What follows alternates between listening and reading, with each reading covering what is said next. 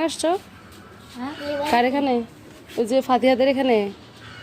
তোমরা কোন ক্লাসে পড়ো?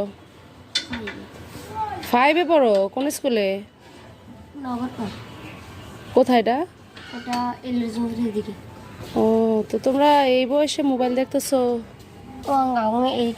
মোবাইলে কি দেখো?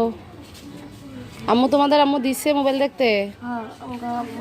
এই বয়সে তো মোবাইল দেখা ভালো না বাবা, এই বয়সে মোবাইল দেখে না।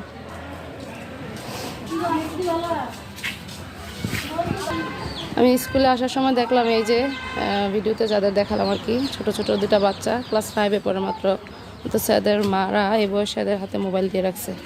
তো আমি বলবো কি, আসলে মায়েদের বেশি সচেতন হওয়া দরকার। নেপোলিয়ন বলছে না, আমাকে একজন শিক্ষিত মা দাও, আমি তোমাদের শিক্ষিত জাতি দিব।